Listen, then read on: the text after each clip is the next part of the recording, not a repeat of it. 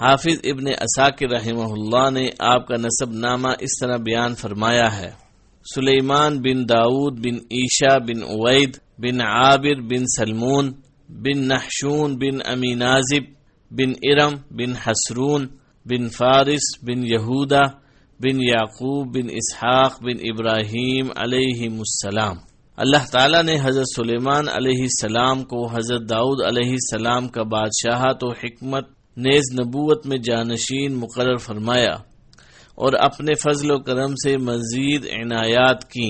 ارشاد باری تعالیٰ ہے: ترجمہ: اور سلیمان داؤد کے قائم مقام ہوئے اور کہنے لگے کہ لوگوں، ہمیں اللہ کی طرف سے پرندوں کی بولی سکھائی گئی ہے اور ہر چیز عطا فرمائی گئی ہے، بے شک یہ اس کا سری فضل ہے۔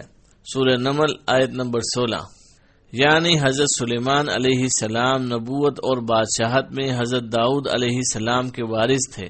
آیت مبارکہ میں حضرت سلیمان علیہ السلام کو مالی وراثت ملنا مراد نہیں، کیونکہ حضرت داؤد علیہ السلام کے اور بیٹے بھی تھے، تو یہ ممکن نہیں کہ آپ ایک ہی بیٹے کو سارا مال دے دیں اور دوسروں کو محروم کر دیں۔ اس کے علاوہ متعدد صحابہ کرام رضی اللہ عنہم سے مروی ہے کہ رسول اللہ صلی اللہ علیہ وسلم نے فرمایا: ہمارا انبیاء کا کوئی وارث نہیں ہوتا، ہم جو چھوڑیں وہ صدقہ ہے۔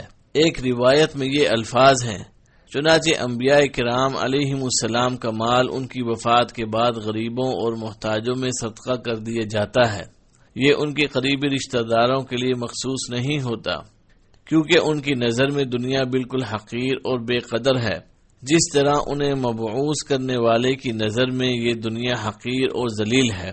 حضرت سلیمان علیہ السلام نے فرمایا: لوگوں، ہمیں پرندوں کی بولی سکھائی گئی ہے، یعنی پرندے اپنی اپنی زبان میں جو باتیں کرتے ہیں آپ اسے سمجھ لیتے تھے۔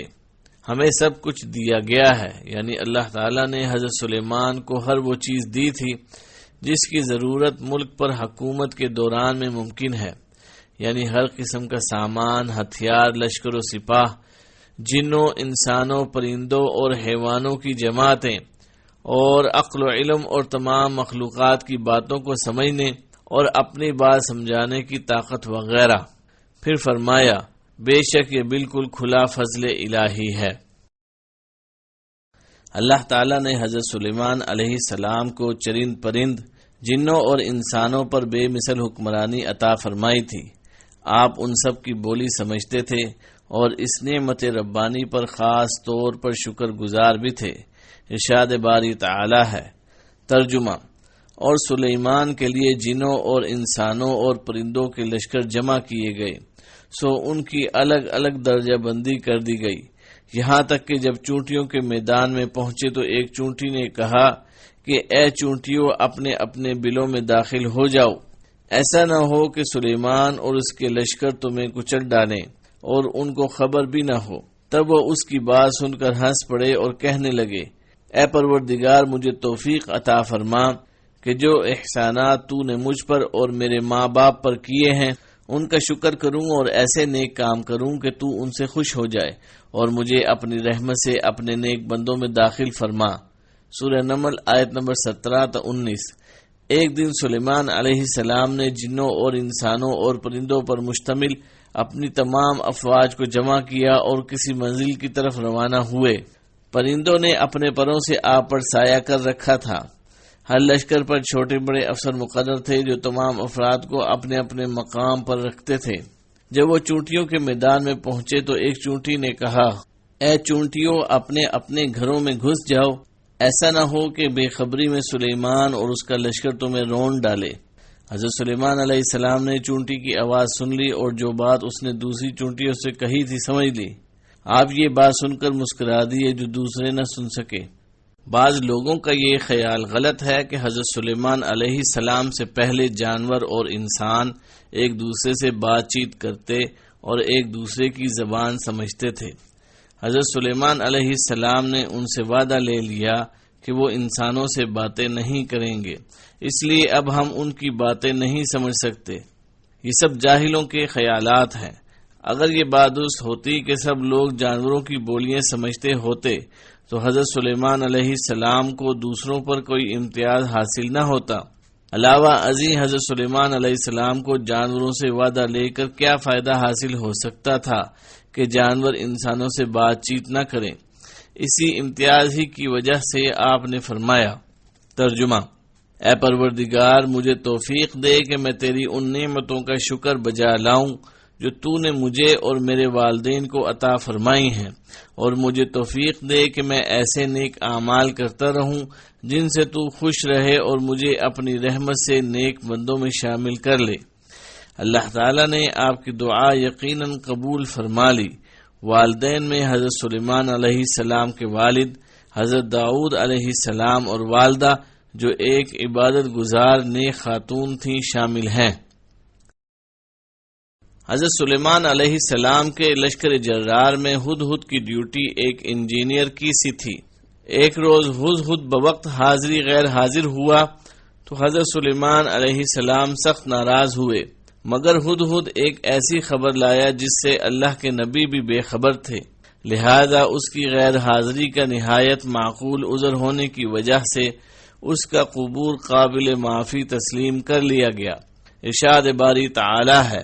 ترجمہ: انہوں نے جانوروں یعنی پرندوں کا جائزہ لیا تو کہنے لگے، کیا سبب ہے کہ ہدہد نظر نہیں آتا؟ کیا کہیں غائب ہو گیا ہے؟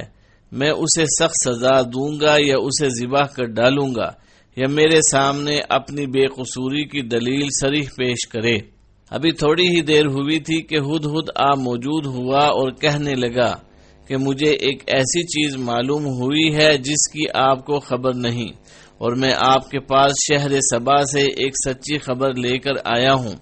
میں نے ایک عورت دیکھی کہ ان لوگوں پر بادشاہت کرتی ہے اور ہر چیز اسے میسر ہے، اور اس کا ایک بڑا تخت ہے۔ میں نے دیکھا کہ وہ اور اس کی قوم اللہ کو چھوڑ کر سورج کو سجدہ کرتے ہیں، اور شیطان نے ان کے اعمال انہیں آراستہ کر دکھائے ہیں اور ان کو سیدھے راستے سے روک رکھا ہے۔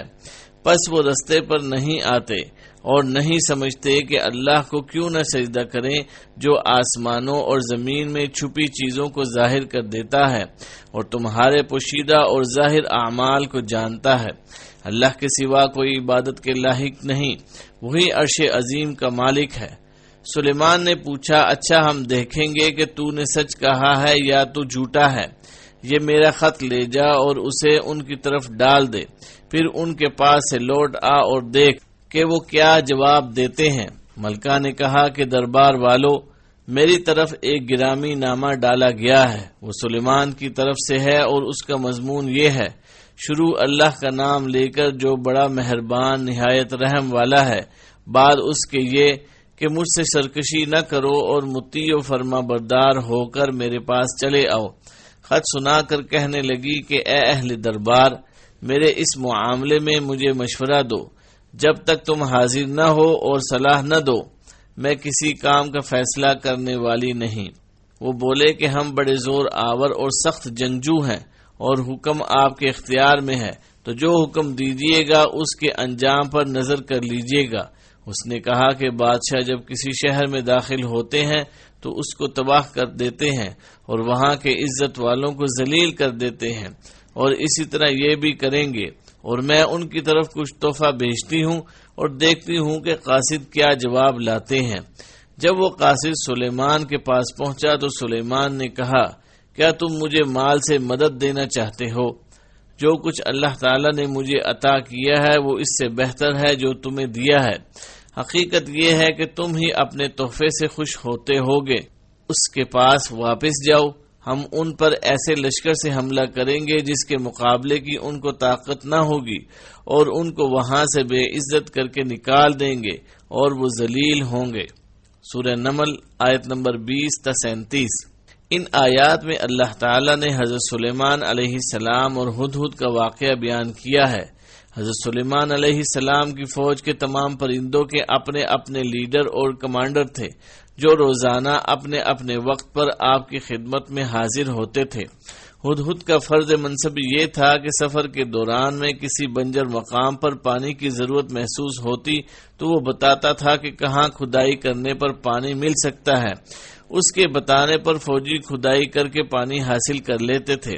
ایک دن حضرت سلیمان علیہ السلام نے ہدہد کو حاضر ہونے کا حکم دیا تو معلوم ہوا کہ وہ اپنے مقام پر موجود نہیں۔ آپ نے فرمایا کیا بات ہے، میں ہدہد کو نہیں دیکھتا، یا وہ واقعی غیر حاضر ہے، یقیناً میں اسے سخت سزا دوں گا یا اسے ذبح کر ڈالوں گا، یا وہ میرے سامنے کوئی صریح دلیل بیان کرے۔ حضرت سلیمان علیہ السلام نے ہدہد کی بلا اطلاع غیر حاضری پر ناراضی کا اظہار فرماتے ہوئے اسے سخت سزا دینے یا ذبح کر دینے کا فیصلہ سنا دیا اور کہا کہ اگر وہ اپنی غیر حاضری کا معقول عذر پیش کرے تو اس کی سزا ختم بھی کی جا سکتی ہے۔ تاہم ہدہد جلد ہی حضرت سلیمان علیہ السلام کے دربار میں حاضر ہو گیا اور عرض کی، میں ایک ایسی چیز کی خبر لایا ہوں جس کا آپ کو علم نہیں۔ میں سبا کی ایک سچی خبر آپ کے پاس لایا ہوں۔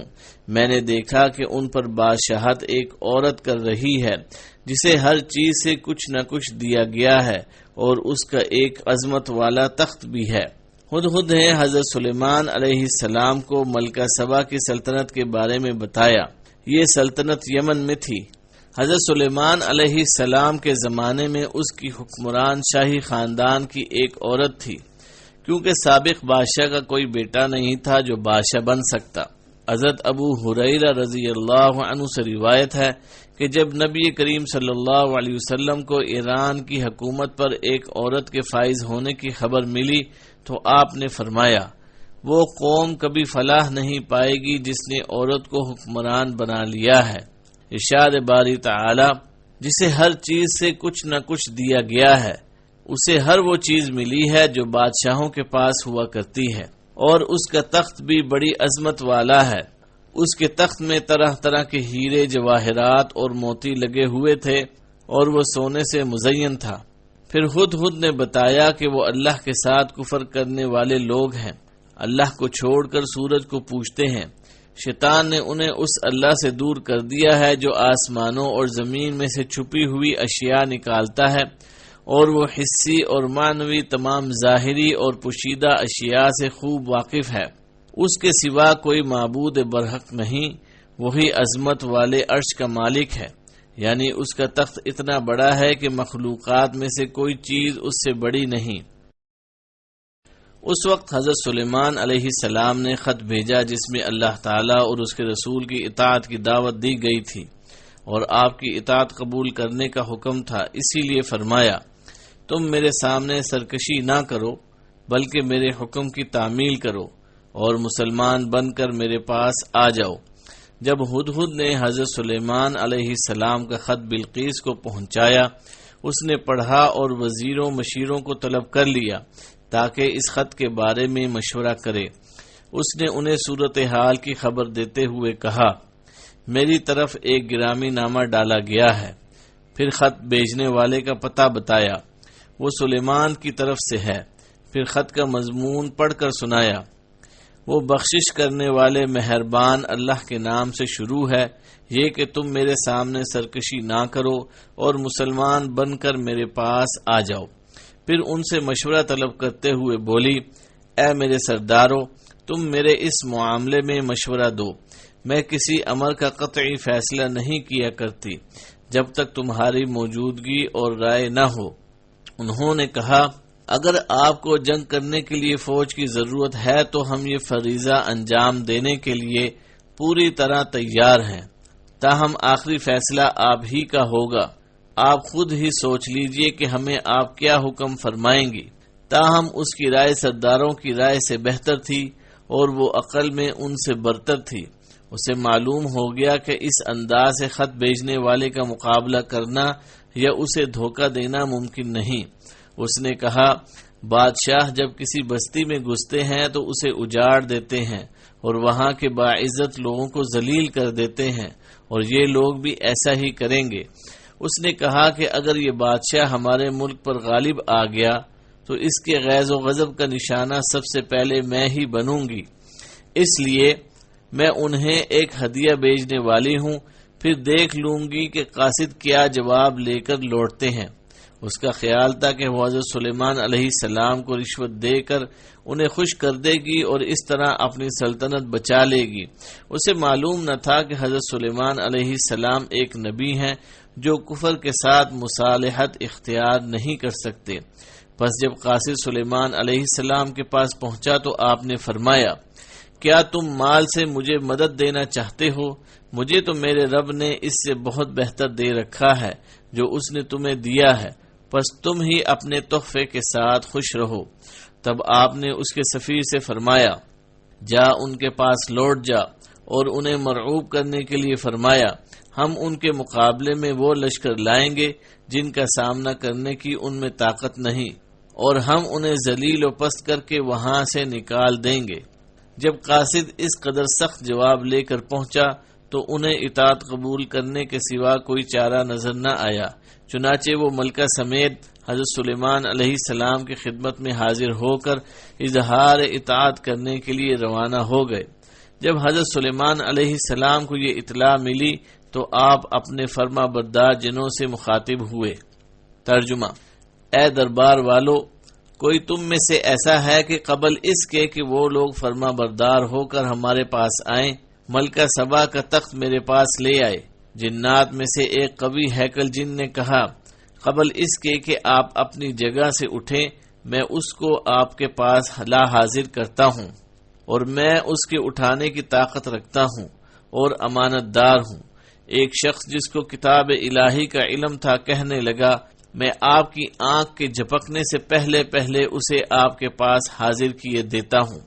جب سلیمان نے تخت کو اپنے پاس رکھا ہوا دیکھا تو کہا، یہ میرے پروردگار کا فضل ہے تاکہ مجھے آزمائے کہ میں شکر کرتا ہوں یا کفران نعمت کرتا ہوں، اور جو شکر کرتا ہے تو اپنے ہی فائدے کے لیے شکر کرتا ہے، اور جو ناشکری کرتا ہے تو میرا پروردگار بے پرواہ اور کرم کرنے والا ہے۔ سلیمان نے کہا کہ ملکہ کے امتحان عقل کے لیے اس تخت کی صورت بدل دو تاکہ دیکھیں کہ وہ سوج رکھتی ہے یا ان لوگوں میں سے ہے جو سوج نہیں رکھتے۔ جب وہ آ پہنچی تو پوچھا کہ کیا آپ کا تخت بھی اسی طرح کا ہے؟ اس نے کہا، یہ تو گویا وہی ہے، اور ہم کو اس سے پہلے ہی سلیمان علیہ السلام کی عظمت و شان کا علم ہو گیا تھا، اور ہم فرما بردار ہیں۔ اور وہ جو اللہ کے سوا اور کی پرستش کرتی تھی، سلیمان نے اس کو اس سے منع کیا، اس سے پہلے تو وہ کافروں میں سے تھی۔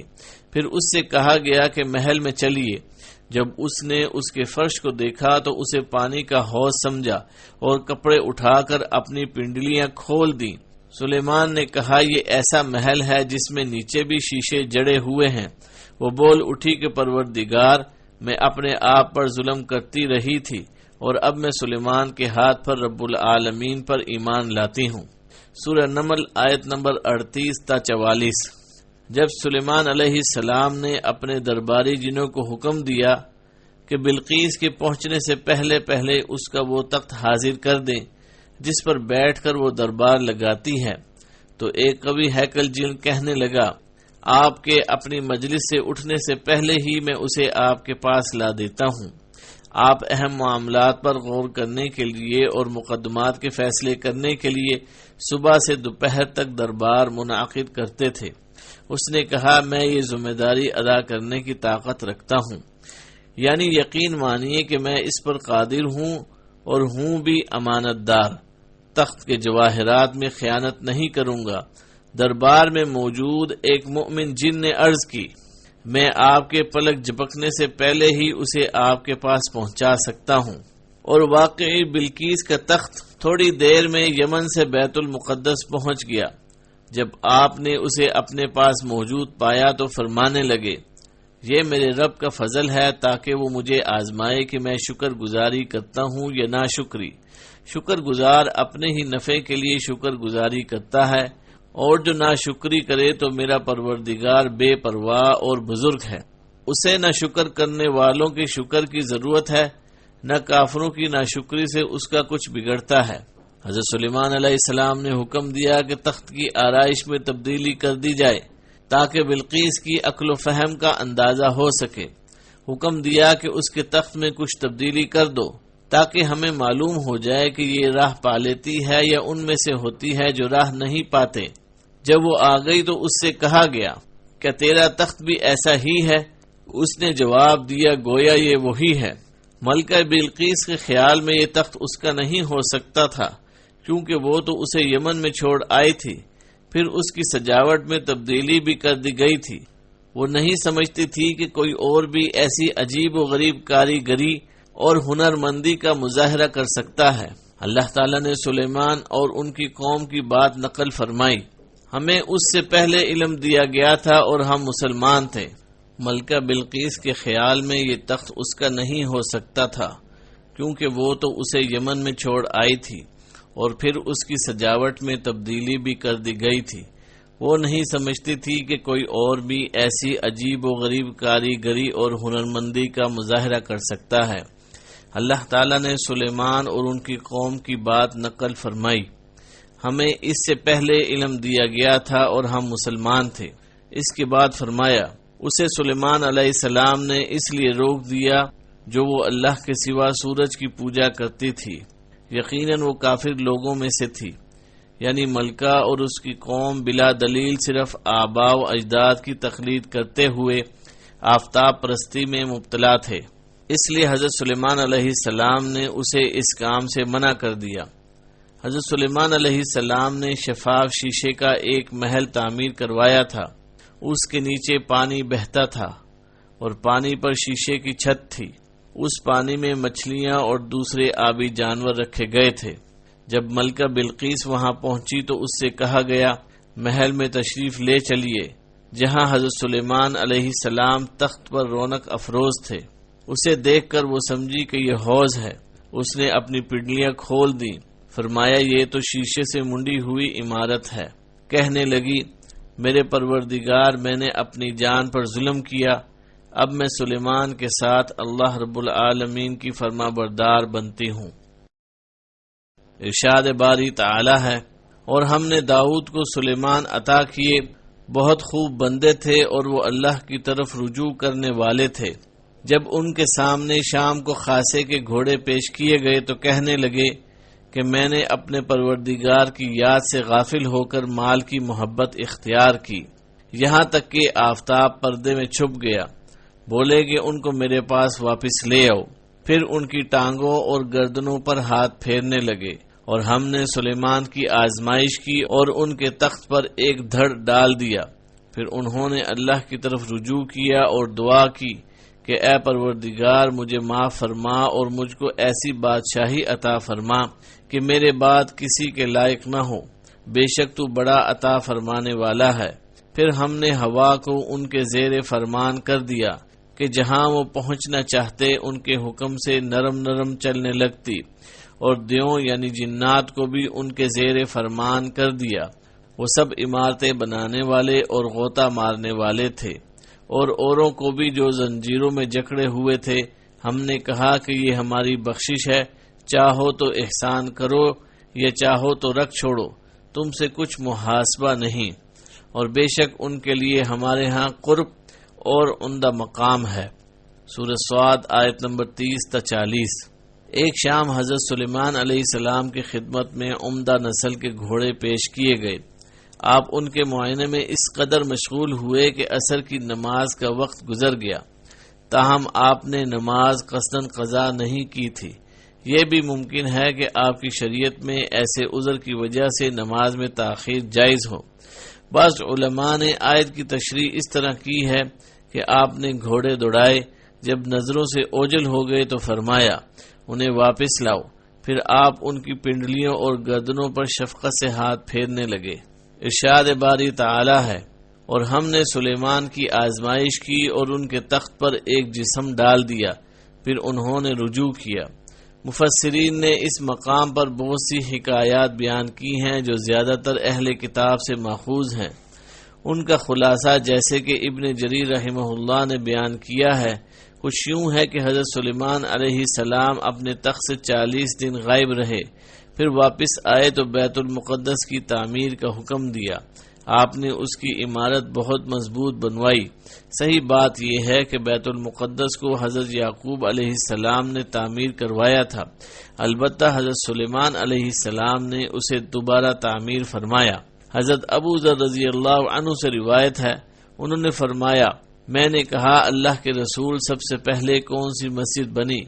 آپ صلی اللہ علیہ وسلم نے فرمایا مسجد حرام۔ میں نے کہا اس کے بعد؟ فرمایا بیت المقدس کی مسجد۔ میں نے کہا ان دونوں کے درمیان کتنی مدت ہے؟ فرمایا 40 سال۔ یہ بات وضاحت کی محتاج نہیں کہ حضرت ابراہیم علیہ السلام اور سلیمان علیہ السلام کے درمیان 40 سال کا نہیں بلکہ 1000 سال سے زیادہ مدت کا وقفہ ہے، اور آپ نے جو دعا کی تھی کہ مجھ جیسی حکومت کسی اور کو نہ ملے وہ بیت المقدس کی تعمیر کے بعد کی ہے۔ حضرت عبداللہ بن عمر رضی اللہ عنہ سے روایت ہے کہ رسول اللہ صلی اللہ علیہ وسلم نے فرمایا جب سلیمان علیہ السلام نے بیت المقدس تعمیر کر لیا تو اللہ سے 3 دعائیں کی، ان کی 2 دعائیں قبول ہو گئیں اور تیسری دعا قبول نہیں ہوئی۔ امید ہے کہ وہ تیسری نعمت ہمیں امت محمدیہ کو ملے گی۔ آپ نے اللہ سے دعا کی تھی کہ آپ کے فیصلے حق پر مبنی اور اللہ کے فیصلوں کے مطابق ہوں۔ اللہ نے یہ چیز دے دی۔ آپ نے دعا کی کہ آپ کو ایسی حکومت ملے جو کسی اور کے لائق نہ ہو۔ اللہ نے یہ چیز بھی عطا فرمائی۔ آپ نے دعا کی کہ جو شخص گھر سے صرف اس مسجد میں نماز کے ارادے سے روانہ ہو وہ گناہوں سے اس طرح پاک ہو جائے جس طرح اپنی ماں سے پیدا ہوتے وقت گناہوں سے پاک تھا۔ ہمیں امید ہے کہ اللہ نے یہ دعا ہمارے حق میں قبول فرما لی ہے۔ اللہ تعالیٰ نے قرآن میں آپ کی اور آپ کے والد کی تعریف میں ان کے فیصلے کا ذکر فرمایا ہے۔ ارشاد باری تعالی ہے۔ ترجمہ: اور داؤد اور سلیمان کا حال بھی سن لو کہ جب وہ ایک کھیتی کے مقدمے کا فیصلہ کرنے لگے جس میں کچھ لوگوں کی بکریاں رات چر گئی تھی اور اسے روند گئی تھی، اور ہم ان کے فیصلے کے وقت موجود تھے، تو ہم نے فیصلہ کرنے کا طریق سلیمان کو سمجھا دیا، اور ہم نے دونوں کو حکم یعنی حکمت و نبوت اور علم بخشا تھا۔ سورہ انبیاء آیت نمبر 78-79۔ قاضی شرح رحمہ اللہ اور دیگر حضرات نے بیان کیا ہے کہ ان لوگوں کا انگوروں کا باغ تھا، دوسرے لوگوں کی بکریاں رات کو باغ میں آ گئیں اور اسے نقصان پہنچایا۔ انہوں نے حضرت داؤد علیہ السلام کے سامنے مقدمہ پیش کیا۔ آپ نے فیصلہ دیا کہ باغ والوں کو نقصان کے مطابق رقم ادا کی جائے۔ فریقین وہاں سے نکلے تو حضرت سلیمان علیہ السلام سے ملاقات ہو گئی۔ انہوں نے کہا اللہ کے نبی داؤد علیہ السلام نے تمہارا کیا فیصلہ کیا ہے؟ انہوں نے بتایا۔ آپ نے فرمایا اگر میں ہوتا تو یہ فیصلہ کرتا کہ بکریاں باغ والوں کے حوالے کی جائیں اور وہ ان کے دودھ وغیرہ سے فائدہ اٹھائیں، اور بکریوں والے باغ کو درست کر کے ویسا ہی کر دیں جیسا وہ پہلے تھا، تب اپنی بکریاں واپس لے لیں۔ جب حضرت داؤد علیہ السلام تک یہ خبر پہنچی تو انہوں نے یہی فیصلہ نافذ فرما دیا۔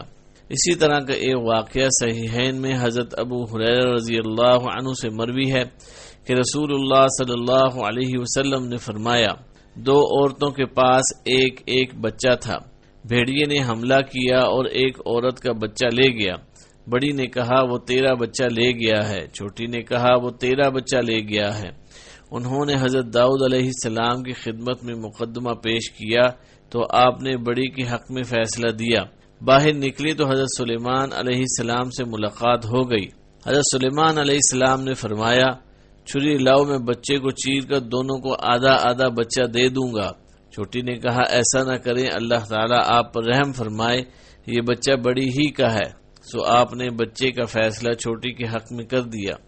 ممکن ہے ان کی شریعت میں دونوں حضرات کے کیے ہوئے فیصلوں کی گنجائش ہو، لیکن حضرت سلیمان علیہ السلام کا فیصلہ راجح تھا، اس لیے اللہ تعالیٰ نے آپ کی سمجھداری کی تعریف فرمائی اور فرمایا۔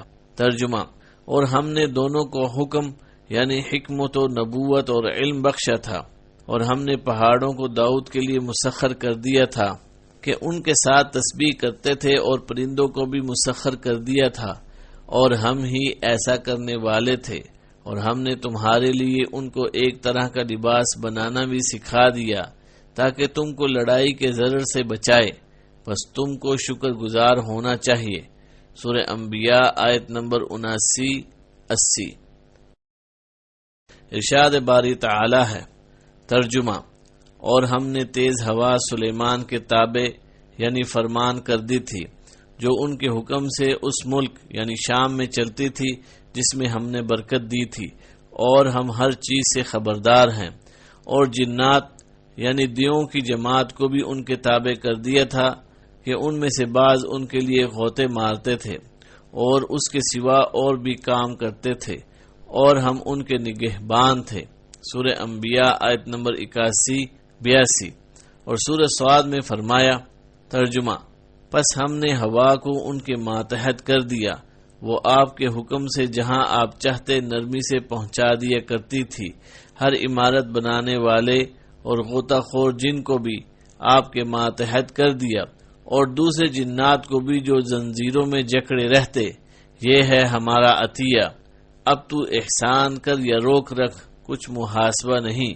ان کے لیے ہمارے پاس بڑا تقرب اور بہت اچھا ٹھکانہ ہے۔ سورہ صاد آیت نمبر 36-40۔ جب آپ نے اللہ کی رضا کے لیے گھوڑے چھوڑ دیے تو اللہ تعالیٰ نے ان کے عوض آپ کو ہوا کی سواری عنایت فرمائی، جو زیادہ تیز رفتار، زیادہ قوت والی اور زیادہ عظیم تھی، اور اس کو سنبھالنے اور دیکھ بھال کرنے کی مشقت اٹھانے کی بھی ضرورت نہ تھی۔ وہ آپ کے حکم سے جہاں آپ چاہتے نرمی سے پہنچا دیا کرتی تھی۔ سلیمان علیہ السلام کے پاس ایک قالین تھا جس پر لکڑیاں لگی ہوئی تھیں۔ آپ اس پر حسب ضرورت مکانات، خیمے، گھوڑے، اونٹ، ساز و سامان اور جن و انس وغیرہ رکھ لیتے، اور دشمن کے خلاف جہاد وغیرہ میں آپ اس ہوا کے ذریعے سے سفر کرتے تھے۔ آپ جہاں جانا چاہتے آپ کے حکم سے ہوا اسے اڑا کر وہاں لے جاتی تھی، اور آپ جس رفتار سے سفر کرنا چاہتے ہوا اسی رفتار سے چلتی تھی، جیسا کہ ارشاد الہی ہے۔ ترجمہ: اور ہوا کو ہم نے سلیمان کے تابع کر دیا تھا۔ اس کی صبح کی منزل 1 مہینے کی راہ ہوتی اور شام کی منزل بھی مہینے بھر کی ہوتی، اور ان کے لیے ہم نے تانبے کا چشمہ بہا دیا تھا، اور جنوں میں سے کچھ ایسے تھے جو ان کے پروردگار کے حکم سے ان کے آگے کام کرتے تھے، اور جو کوئی ان میں سے ہمارے حکم سے پھرے گا اس کو ہم جہنم کی آگ کا مزہ چکھائیں گے۔ وہ جو چاہتے یہ ان کے لیے بناتے، یعنی قلعے اور مجسمے اور بڑے بڑے لگن یعنی پیالے جیسے تالاب اور دیگیں جو ایک ہی جگہ رکھی رہیں۔ اے داؤد کی اولاد، میرا شکر کرو اور میرے بندوں میں شکر گزار تھوڑے ہیں۔ سورہ سبا آیت نمبر 12-13۔ اللہ تعالیٰ نے جنوں کو حضرت سلیمان علیہ السلام کے مطیع کر دیا تھا، وہ ان کے حکم سے ہر کام انجام دیتے تھے اور کسی حکم کی خلاف ورزی نہیں کرتے تھے۔ اگر کوئی حکم عدولی کی جرت کرتا تو آپ اسے سخت سزا دیتے تھے۔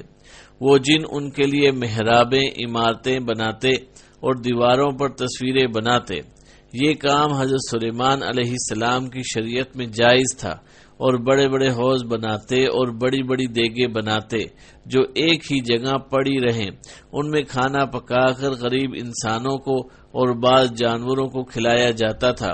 اس لیے اللہ تعالیٰ نے فرمایا: اے آل داؤد، شکر کے طور پر نیک عمل کرو، میرے بندوں میں شکر گزار بندے کم ہی ہوتے ہیں۔ اس کے بعد فرمایا: ہر عمارت بنانے والے اور غوطہ خور جن کو بھی آپ کے ماتحت کر دیا، اور دوسرے جنات کو بھی جو زنجیروں میں جکڑے رہتے، یعنی کچھ جن حضرت سلیمان کی اطاعت کرتے تھے اور کچھ شیطان جن آپ کی نافرمانی کرتے تھے، جنہیں زنجیروں میں جکڑ دیا جاتا تھا۔ یہ سب جن اور انسان وغیرہ حضرت سلیمان علیہ السلام کی ماتحت مخلوقات میں شامل تھے۔ یہ آپ کی اس دعا کی قبولیت کے مظاہر تھے جو آپ نے اس طرح فرمائی تھی۔ ترجمہ: یا رب، مجھے ایسا ملک عطا فرما جو میرے سوا کسی شخص کے لائق نہ ہو۔ حضرت ابو ہریرہ رضی اللہ عنہ سے روایت ہے کہ رسول اللہ صلی اللہ علیہ وسلم نے فرمایا: آج رات ایک شریر جن میرے سامنے آ گیا تاکہ میری نماز خراب کرے۔ میں نے اس پر اللہ کی توفیق سے قابو پا لیا۔ میرا جی چاہا کہ اسے مسجد کے کسی ستون سے باندھ دوں تاکہ تم سب اسے دیکھو۔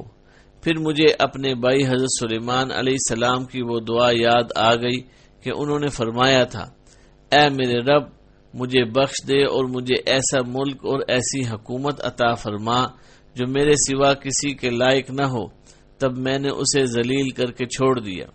حضرت ابو درداء رضی اللہ عنہ سے روایت ہے، انہوں نے فرمایا نبی صلی اللہ علیہ وسلم نماز پڑھانے کے لیے کھڑے ہوئے تو ہم نے آپ کو نماز کے دوران میں یہ فرماتے سنا، میں تجھ سے اللہ کی پناہ میں آتا ہوں، میں تجھ پر اللہ کی لعنت بھیجتا ہوں۔ 3 بار فرمایا اور آپ نے اپنا ہاتھ آگے بڑھایا گویا کسی چیز کو پکڑنا چاہتے ہیں۔ جب نماز سے فارغ ہوئے تو ہم نے عرض کی، اللہ کے رسول صلی اللہ علیہ وسلم، ہم نے آج آپ کو نماز میں وہ بات کہتے سنا ہے جو بات کہتے پہلے کبھی نہیں سنا، اور ہم نے آپ کو ہاتھ بڑھاتے دیکھا ہے، اس کی کیا وجہ ہے؟ نبی کریم صلی اللہ علیہ وسلم نے فرمایا، اللہ کا دشمن ابلیس آگ کا شعلہ لے کر آیا تھا کہ میرے چہرے پر پھینک دے، تب میں نے 3 بار کہا میں تجھ سے اللہ کی پناہ میں آتا ہوں، پھر میں نے کہا میں تجھ پر اللہ کی ساری لعنت بھیجتا ہوں۔ 3 بار کہنے پر بھی وہ پیچھے نہ ہٹا، میں نے چاہا کہ اسے پکڑ لوں۔ اگر حضرت سلیمان علیہ السلام نے وہ دعا نہ کی ہوتی تو وہ صبح کو بندھا ہوا ملتا، مدینے والوں کے بچے اس سے کھیلتے۔ حضرت ابو ہریرہ رضی اللہ عنہ سے روایت ہے کہ نبی صلی اللہ علیہ وسلم نے فرمایا، حضرت سلیمان بن داؤد علیہ السلام نے فرمایا، میں آج 70 خواتین کے پاس جاؤں گا، ہر ایک سے ایک شہسوار پیدا ہوگا جو اللہ کی راہ میں جہاد کرے گا۔ آپ کے ساتھی نے کہا انشاءاللہ کہیے، آپ نے نہ کہا، چنانچہ ان میں سے صرف ایک خاتون کے ہاں بچہ پیدا ہوا، اس کا بھی جسم آدھا تھا۔ نبی کریم صلی اللہ علیہ وسلم نے فرمایا، اگر آپ انشاءاللہ کہہ دیتے تو آپ کی خواہش پوری ہوتی اور بچے پیدا ہو کر جوان ہوتے، وہ اللہ کی راہ میں جہاد کرتے۔ ایک روایت میں ہے کہ رسول اللہ صلی اللہ علیہ وسلم نے فرمایا، سلیمان بن داؤد علیہ السلام نے فرمایا، آج رات میں 100 عورتوں کے پاس جاؤں گا، ہر ایک سے ایک لڑکا پیدا ہوگا جو اللہ کی راہ میں جہاد کرے گا۔ آپ کو انشاءاللہ کہنا یاد نہ رہا، آپ ان سب کے پاس گئے، ان میں سے کسی کے ہاں بچہ پیدا نہ ہوا، صرف ایک خاتون سے آدھا بچہ پیدا ہوا۔ نبی کریم صلی اللہ علیہ وسلم نے فرمایا، اگر آپ انشاءاللہ کہہ دیتے تو آپ کی خواہش پوری ہو جاتی۔ حضرت سلیمان علیہ السلام کو ایک عظیم سلطنت ملی تھی۔ آپ کا حکم صرف انسانوں پر نہیں بلکہ جنوں، جانوروں اور پرندوں پر بھی چلتا تھا۔ آپ کو ہر چیز حاصل تھی، اس لیے آپ نے فرمایا تھا، ہمیں سب کچھ دیا گیا ہے، سورہ نمل آیت نمبر 16، اور فرمایا، اے میرے رب مجھے بخش دے اور مجھے ایسا ملک عطا فرما جو میرے سوا کسی کے لائق نہ ہو، سورہ صاد آیت نمبر 35۔ چنانچہ آپ کی دعا قبول ہوئی۔ اللہ تعالیٰ نے آپ کو اجازت دی کہ جسے چاہیں جتنا چاہیں عطا فرمائیں، آپ کا اس بارے میں کوئی محاسبہ نہیں ہوگا۔ یہ ایک بادشاہ نبی کی شان ہے، ایک عبودیت کی شان رکھنے والا نبی کسی کو وہی کچھ دے گا جس کی اسے اجازت دی جائے گی۔ ہمارے نبی حضرت محمد صلی اللہ علیہ وسلم کو اختیار دیا گیا کہ آپ چاہیں تو شاہانہ شان و شوکت والے نبی بن جائیں اور چاہیں تو عبد کی شان رکھنے والے نبی بن جائیں۔ ایک روایت میں ہے کہ نبی کریم صلی اللہ علیہ وسلم نے حضرت جبریل علیہ السلام سے مشورہ طلب کیا تو انہوں نے اشارہ فرمایا کہ تواضع اختیار فرمائیے، تو آپ نے بندگی کا مقام رکھنے والا نبی بننا پسند فرمایا۔ اللہ تعالیٰ نے آپ کی امت میں قیامت تک کے لیے خلافت اور حکومت مقرر فرما دی۔ اللہ تعالیٰ نے حضرت سلیمان علیہ السلام کو دنیا میں تمام نعمتیں عطا فرمائیں، اس کے علاوہ آپ کو آخرت میں بھی عظیم ثواب، بلند ترین مقام اور عزت و شرف سے سرفراز فرمایا، جیسے کہ ارشاد ہے۔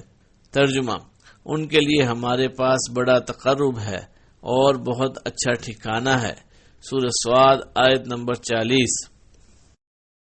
ارشاد باری تعالی ہے۔ ترجمہ، پھر جب ہم نے ان کے لیے موت کا حکم صادر کر دیا تو کسی چیز سے ان کا مرنا معلوم نہ ہوا مگر گھن کے کیڑے سے جو ان کا عصا کھاتا رہا۔ جب عصا گر پڑا تب جنوں کو معلوم ہوا اور کہنے لگے کہ اگر وہ غیب جانتے ہوتے تو ذلت کی تکلیف میں نہ رہتے، سورہ سبا آیت نمبر 14۔ حضرت ابن عباس رضی اللہ عنہما فرماتے ہیں، حضرت سلیمان علیہ السلام کی وفات کے بعد گھن کا کیڑا 1 سال تک ان کے عصا کو کھاتا رہا، تب آپ کا جسم مبارک گرا۔ امام ابن جریر رحمہ اللہ فرماتے ہیں آپ کی عمر 50 سال سے کچھ زیادہ تھی۔ آپ کی وفات کے بعد آپ کا بیٹا رجعام بادشاہ ہوا، اس نے 17 سال حکومت کی۔ اس کے بعد بنی اسرائیل کی سلطنت کے ٹکڑے ٹکڑے ہو گئے۔ حضرت سلیمان علیہ السلام کے قصے سے نظام شورا کی ضرورت و اہمیت اور افادیت و فضیلت ثابت ہوتی ہے۔ کام بالا کا اہل علم اور اہل دانش سے امور مملکت کے متعلق مشورہ ہمیشہ مملکت اور عوام کے لیے نفع مند ثابت ہوتا ہے، کیونکہ فرد واحد کی رائے اور عقل و دانش سے اہل خط کے مجموعے کی رائے اور عقل و دانش بہتر ہوتی ہے۔ اگر حکام مجلس شورا کے مشورے سے احتراز کرتے ہوئے فیصلہ کریں تو اس کے نقصانات اور مفاسد کے شواہد سے تاریخ انسانی بھری پڑی ہے۔ ملکہ بلقیس کو حضرت سلیمان علیہ السلام کا دھمکی آمیز خط موصول ہوا تو اس نے اکیلے ہی اس کے بارے میں فیصلہ نہیں کر لیا، بلکہ اپنے امراء اور وزراء کو جمع کر کے ان سے مشورہ طلب کیا۔ ترجمہ: اے میرے سردارو، تم میرے اس معاملے میں مجھے مشورہ دو۔ میں کسی امر کا قطعی فیصلہ جب تک تمہاری موجودگی اور رائے نہ ہو نہیں کیا کرتی۔ سورہ نمل آیت نمبر 16۔ اس طرح ملکہ نے ان سے مشورے کے بعد اپنے اور اپنے عوام کی بہتری اور فلاح والا فیصلہ کیا۔ اس سے یہ بھی درس ملتا ہے کہ سربراہ کے لیے ضروری نہیں کہ وہ شورا ہی کی رائے کے مطابق فیصلہ کرے، بلکہ مشورے کے بعد جو صورت اسے بہتر نظر آئے وہ اس کا فیصلہ کر سکتا ہے۔ مشورہ اور رائے دہی کا یہ مفید نظام ہزاروں سال پر محیط ہر حکومت کے دستور و قانون کا اہم اور لازمی حصہ رہا ہے۔ البتہ مختلف ادوار میں اس کے مختلف انداز رہے ہیں۔ شورا کی اس افادیت کے پیش نظر اللہ تعالیٰ نے اپنے نبی حضرت محمد صلی اللہ علیہ وسلم کو بھی اس کا حکم دیا۔ ارشاد باری تعالیٰ ہے۔ ترجمہ: اور کام کا مشورہ ان سے کیا کریں۔ سورہ آل عمران آیت نمبر 159۔ امام شوکانی رحمہ اللہ شورا کے عمل کی تفصیل بیان کرتے ہوئے امام ابن خویز منداد سے نقل کرتے ہیں کہ حکمرانوں کے لیے ضروری ہے کہ وہ علماء کرام سے ایسے امور میں مشورہ کریں جو انہیں معلوم نہ ہوں یا جن کے بارے میں انہیں اشکال ہو۔ فوجی سربراہوں سے جنگی امور، عوامی نمائندوں سے عوام کی فلاح و بہبود اور ماتحت وزراء و رؤساء سے ان کے علاقوں کے متعلق مشورہ کریں۔ حضرت سلیمان علیہ السلام کے قصے سے یہ درس ملتا ہے کہ ایمان، عقیدہ، دین اور اسلام انمول ہیں۔ ان کے بدلے میں دنیا جہاں کی ساری دولت و امارت ہیچ ہے۔ حضرت سلیمان علیہ السلام نے ملکہ بلقیس کو سورج کی پوجا ترک کر کے مالک حقیقی کی عبادت کی دعوت دی اور اسے مؤمن بن جانے کا حکم نامہ ارسال کیا۔ بصورت دیگر جنگ کی سخت وارننگ بھی دی۔ ملکہ نے آپ کو دنیاوی بادشاہ سمجھ کر تحفے تحائف دے کر وفد ارسال کیا تو آپ نے انہیں جواب دیا۔ ترجمہ: کیا تم مال سے مجھے مدد دینا چاہتے ہو؟ مجھے تو میرے رب نے اس سے بہت بہتر دے رکھا ہے جو اس نے تمہیں دیا ہے، لہذا تم ہی اپنے تحفے سے خوش رہو۔ سورہ نمل آیت نمبر 36۔ یعنی تم ان ہیرے جواہرات سے میرے خزانوں میں کیا اضافہ کر سکتے ہو، جبکہ مجھے اللہ تعالیٰ نے ان کے علاوہ ان سے بہتر نعمتوں سے نوازا ہے، لہذا تم ہی ان دنیاوی تحائف سے خوش رہو۔ اس طرح آپ نے تا قیامت آنے والے اہل ایمان حکمرانوں کو یہ درس دیا کہ وہ دین کی نشر و اشاعت اور اس کی سربلندی کے بدلے بڑے سے بڑے دنیاوی لالچ کو بھی ٹھکرا دیں اور ایمان و عقیدے کی دعوت کو دنیا میں غالب کر کے دم لیں۔ آپ کے اسوہ حسنہ میں موجودہ دور کے مسلم حکمرانوں کے لیے درس عبرت ہے، جو چند ٹکوں کی خاطر ایمان اور اہل ایمان کے خلاف ہنود یہود کے دست و بازو بنے ہوئے ہیں۔ اس میں ان مادہ پرست لالچی اور ہوس کے مارے حکمرانوں کے لیے بھی درس ہے جو چند روزہ عیش و عشرت کی خاطر ایمان اور عقیدے کو بیچ دیتے ہیں اور کفار کے ساتھ یارانے مضبوط کرنے کے لیے اہل ایمان کے خلاف دن رات سازشوں میں مصروف رہتے ہیں۔ حضرت سلیمان علیہ السلام کے واقعے سے اہل علم کو تواضع اور انکسار کا درس ملتا ہے۔ علماء کرام کو یہ درس ملتا ہے کہ انہیں اپنے علم پر غرور و تکبر میں مبتلا نہیں ہونا چاہیے، نیز علم کے موتی جہاں اور جس سے ملے حاصل کر لینے چاہیے، اس میں مقام و مرتبے کو رکاوٹ نہیں بننا چاہیے۔ ایک روز آپ نے ہدہد کو غیر حاضر پایا تو سخت ناراض ہوئے اور اس کو سزا دینے کا ارادہ بھی فرما لیا۔ جب ہدہد حاضر ہوا تو اس نے ایک زبردست انکشاف کیا، نیز آپ سے کہا۔ ترجمہ: میں ایک ایسی چیز کی خبر لایا ہوں کہ آپ کو اس کی خبر ہی نہیں، میں سبا کی ایک سچی خبر آپ کے پاس لایا ہوں۔ سورہ نمل آیت نمبر 22۔ حضرت سلیمان علیہ السلام کو اللہ تعالی نے علم و حکمت کا ایسا مقام عظیم عطا فرمایا تھا کہ اس دور میں ایسا مقام کسی کو حاصل نہ تھا، نیز بادشاہت و سلطنت ایسی وسیع اور عظیم عطا کی تھی کہ جس کی مثال نہیں ملتی، مگر اس سبب کے باوجود آپ نے ہدہد کی خبر پر اپنے علم و فضل پر فخر و غرور نہیں کیا، نہ ننھے ضعیف ہدہد کے علم پر اعتراض کیا، بلکہ انبیاء کی شان کے عین مطابق تواضع اور انکسار اختیار کرتے ہوئے ارشاد فرمایا: اچھا، ہم تحقیق کرتے ہیں کہ تو سچا ہے یا جھوٹا۔ اگر تو واقعی سچا ہوا تو تمہاری خبر کو تسلیم کر لیا جائے گا اور تیرے علم کو قبولیت ملے گی، ورنہ تمہیں غیر حاضری کی سزا ملے گی۔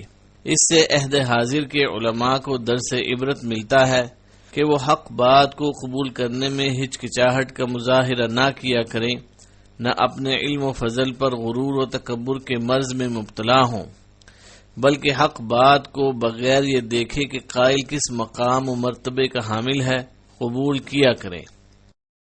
حضرت سلیمان علیہ السلام کے قصے سے اہل ایمان کے اس عقیدے کی توثیق ہوتی ہے کہ علم غیب صرف پروردگار عالم کے پاس ہے۔ علم غیب کا دعویٰ کرنے والے جن جوتشی، لوٹا گھمانے والے لٹیرے پیر، کالے علم کی کاٹ کے ماہرین، طوطے والی سرکاریں اور دیگر افراد اپنے دعووں میں جھوٹے اور دھوکے باز ہیں۔ اسی طرح جن لوگوں کا یہ باطل عقیدہ ہے کہ نبی کو ما کان اور ما یکون کی خبر ہوتی ہے، وہ بھی غلط ہے۔ حضرت سلیمان علیہ السلام نے اپنے لشکر کی دیکھ بھال کے دوران میں ہدہد کو غیر موجود پایا تو اس کا اظہار ان الفاظ میں فرمایا: یہ کیا بات ہے کہ میں ہدہد کو نہیں دیکھتا؟ کیا واقعی وہ غیر حاضر ہے؟ اگر آپ کو ما کانا اور ما یکون کی خبر ہوتی تو آپ ہدہد کی غیر موجودگی پر اس طرح اظہار نہ فرماتے۔ ہدہد واپس آیا تو اس نے اپنی غیر حاضری کا اظہار جن الفاظ میں کیا، وہ نبی کے لیے علم غیب کے دعوے داروں کے خلاف واضح دلیل کی حیثیت رکھتا ہے۔ ہدہد یوں گویا ہوا۔ ترجمہ: میں ایک ایسی چیز کی خبر لایا ہوں کہ آپ کو اس کی خبر ہی نہیں۔ سورہ نمل آیت نمبر 22۔ حضرت سلیمان علیہ السلام کے دور میں جن علم غیب کے دعوے دار بن گئے تھے، مگر انہیں حضرت سلیمان علیہ السلام کی وفات کی خبر بڑے عرصے کے بعد معلوم ہوئی۔ وہ اس عرصے میں حسب سابق اپنے فرائض ادا کرتے رہے اور حضرت سلیمان علیہ السلام کے ڈر سے ذرہ بھر کوتاہی سے ڈرتے رہے۔ اگر انہیں علم غیب ہوتا تو وہ طویل عرصے تک محنت و مشقت میں مبتلا نہ رہتے۔ ارشاد باری تعالی ہے: پھر جب ہم نے ان پر موت کا حکم بھیج دیا تو ان کی خبر جنات کو کسی نے نہ دی سوائے گھن کے کیڑے کے جو ان کے عصا کو کھا رہا تھا۔ پس جب سلیمان گر پڑے اس وقت جنہوں نے جان لیا کہ اگر وہ غیب دان ہوتے تو اس ذلت کے عذاب میں مبتلا نہ رہتے۔ سورہ سبا آیت نمبر 14۔ توحید وہ درس ہے جس کے اقرار اور اسے یاد دلانے کے لیے تقریباً 1,00,000 انبیاء کرام اور رسل مبعوث کیے گئے، انہیں کتب اور صحیفوں سے رہنمائی دی گئی۔ یہ درس ہر انسان کی فطرت و سرشت میں بھی رکھا گیا ہے، لیکن انسان اسے فراموش کر کے در در ٹھوکریں کھاتا ہے۔ انسان اپنے اس جبلی اور فطری درس کو غلط ماحول یا غلط تعلیم و تربیت کے سبب بھول جاتا ہے، جیسا کہ ارشاد نبوی ہے: ہر بچہ فطرت پر پیدا ہوتا ہے، لیکن پھر اس کے والدین اسے یہودی، عیسائی یا مجوسی بنا دیتے ہیں۔ گویا ہر انسان اسلام اور توحید کا درس اپنی جبلت میں لیے پیدا ہوتا ہے، مگر اس کے والدین اسے گمراہ کر دیتے ہیں۔ توحید کا یہی درس اور اللہ تعالیٰ کی وحدانیت کا شعور و احساس جانوروں میں بھی پایا جاتا ہے۔ ہدہد نے ملکہ بلقیس اور اس کی قوم کو پروردگار عالم کو چھوڑ کر سورج کو پوجتے دیکھا تو اسے سخت حیرت ہوئی، نیز اس کی غیرت نے ان کی یہ حرکت گوارا نہ کی تو فوراً سلیمان علیہ السلام کے دربار میں ان کی شکایت لے کر پہنچ گیا۔ ملکہ بلقیس کو حاصل نعمتوں کا تذکرہ کیا، پھر اس کے قبیح جرم کا تذکرہ ان الفاظ میں کیا۔ ترجمہ: میں نے اسے اور اس کی قوم کو اللہ تعالی کو چھوڑ کر سورج کو سجدہ کرتے ہوئے پایا ہے۔ شیطان نے ان کے کام انہیں مزین کر کے دکھائے اور انہیں صحیح راہ سے روک دیا ہے، پس وہ ہدایت پر نہیں آتے کہ اسی اللہ کے لیے سجدہ کریں جو آسمانوں اور زمینوں کی پوشیدہ چیزوں کو باہر نکالتا ہے، اور جو کچھ تم چھپاتے ہو اور ظاہر کرتے ہو وہ سب کچھ جانتا ہے۔ سورہ نمل آیت نمبر 24-25۔ غیر اللہ کو پکارنے والے، ان سے اولاد اور رزق طلب کرنے والے اور انہیں دستگیر اور گنج و بخش ماننے والے انسانوں کے لیے توحید پرست ہدہد کا کلام نصیحت و ہدایت سے کم نہیں۔ ملکہ بلقیس حضرت سلیمان علیہ السلام کے حکم پر فرما بردار بن کر اپنے لشکر سمیت حاضر خدمت ہوئی تو آپ نے اسے اپنے اوپر انعامات ربانی کا نظارہ کروایا۔ ہواؤں، سرکش جنوں اور جانوروں پر آپ کی بے مثال حکمرانی کی جھلک اسے دکھائی گئی۔ پھر آپ نے اسے دنیاوی شان و شوکت دکھانے کی غرض سے ماہرین تعمیر کو ایک شاہکار محل بنانے کا حکم دیا۔ آپ کے حکم کی تعمیل میں ماہرین نے ایک شاندار محل بنایا۔ محل کا فرش شفاف، چمکدار اور ملائم شیشے سے بنایا گیا۔ پھر اس کے نیچے سے پانی گزارا گیا تو فرش کی خوبصورتی اور دلکشی دوبالا ہو گئی۔ فرش ایسے محسوس ہونے لگا جیسے پانی کا کوئی حوض ہو۔ حضرت سلیمان علیہ السلام محل میں اپنے تخت پر تشریف فرما ہوئے اور پھر ملکہ بلقیس کو حاضری کی اجازت دی گئی۔ ملکہ محل میں داخل ہوئی تو فرش کی چمک دمک سے وہ سمجھی کہ پانی کا حوض ہے، لہذا اس نے پانچے اوپر اٹھا لیے تاکہ کپڑے گیلے نہ ہوں۔ اس پر اسے بتایا گیا کہ پریشان ہونے کی ضرورت نہیں، یہ شفاف و چمکدار فرش ہے۔ ملکہ بلقیس کے لیے یہ منظر بالکل نیا اور انوکھا تھا۔ قرآن مجید نے اس واقعے کی یوں منظر کشی کی ہے۔ ترجمہ: اس سے کہا گیا کہ محل میں چلی چلو۔ جب اس نے اس کے فرش کو دیکھا تو اسے پانی کا حوض سمجھا اور کپڑا اٹھا کر اپنی پنڈلیاں کھول لیں۔ سلیمان علیہ السلام نے فرمایا، یہ تو شیشے سے منڈی ہوئی عمارت ہے۔ کہنے لگی، میرے پروردگار، میں نے اپنی جان پر ظلم کیا، اب میں سلیمان کے ساتھ اللہ رب العالمین کی مطیع اور فرما بردار بنتی ہوں۔ سورہ نمل آیت نمبر 44۔ حضرت سلیمان علیہ السلام کے قصے سے اللہ تعالیٰ کا شکر کرنے کا درس ملتا ہے۔ شکر نئی نعمتوں کے حصول اور پرانی نعمتوں کی بقا اور دوام کے حصول کا ذریعہ ہے۔ ارشاد باری تعالیٰ ہے۔ ترجمہ: اور جب تمہارے پروردگار نے تمہیں آگاہ کر دیا کہ اگر تم شکر گزاری کرو گے تو بے شک میں تمہیں زیادہ دوں گا۔ سورہ ابراہیم آیت نمبر 7۔ اللہ تعالیٰ نے سلیمان علیہ السلام کو نبوت و بادشاہی سے سرفراز کیا۔ ان دو عظیم نعمتوں کے علاوہ درج ذیل بے مثال نعمتوں سے بھی آپ کو نوازا۔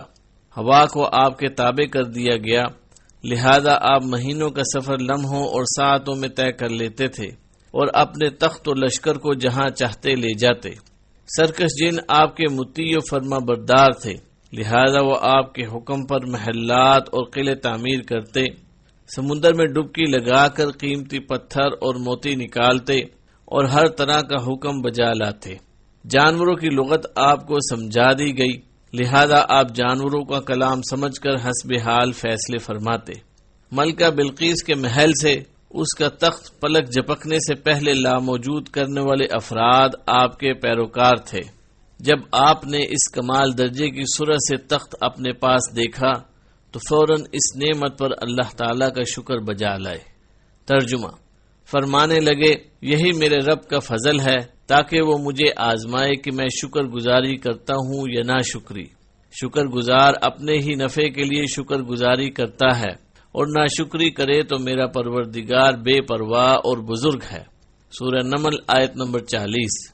ہمیں بھی اللہ تعالیٰ کی لاتعداد نعمتوں پر ہر دم شکر گزار رہنا چاہیے تاکہ مزید رحمت الہی کا حصول ہو۔